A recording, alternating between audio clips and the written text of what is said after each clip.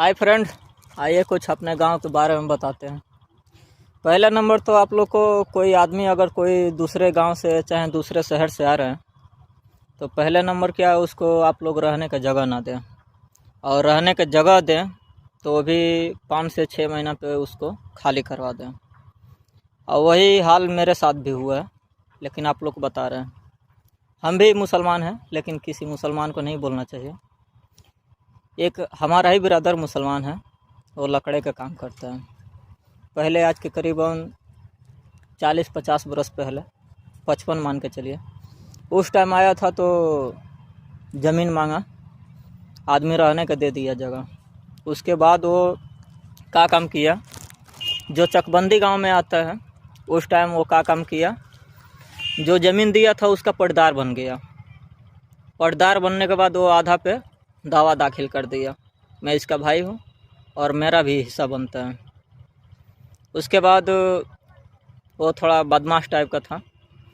और रह गया बात यहाँ, उसमें क्या हुआ, एक जो पंडित होते हैं ब्राह्मण, उनके बीवी को पटाया।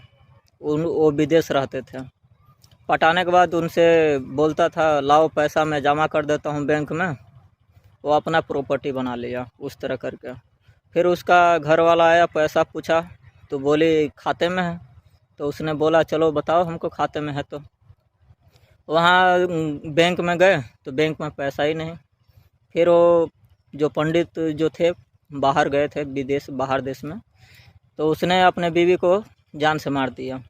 फिर वो जो लकड़हारा जो पटाया था पंडित को, और फिर दूसरे औरत को पटाया, वो भी पैसा वाली थी, उसको भी फुसला के वो पैसा दे, प्यार के चक्कर में फंसा के उससे भी पैसा लिया, उससे भी लूट के कुछ प्रॉपर्टी बनाया।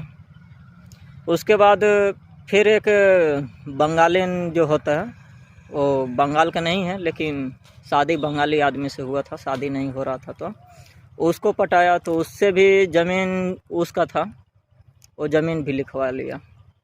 इस तरह करके वो बहुत धोखाधड़ी किया है, एक आदमी के साथ में नहीं। उसका पुराना दस्तावेज देखा जाए, आज के करीबन 60 बरस पहले का, उसका कोई ना वो गांव नहीं है। और रह गया आधा का दावा दाखिल करता है। अब बताइए, उससे अगर मारपीट किया जाए, सब कोई बोलेगा उसको मार दिया। और सब कोई का मैं ऊपर वाले से दुआ करता हूँ, किसी को ऐसा माधरचोद पट्टेदार ना हो। अपने भाई के साथ में अगर कुछ होता है, ये साले लोग खड़ा नहीं होते हैं, गैर खड़ा भी हो जाता है, लेकिन अपना पट्टेदार माधरचोद नहीं खड़ा होता है। इसके लिए माफ़ी चाहते हैं। शुक्रिया, धन्यवाद।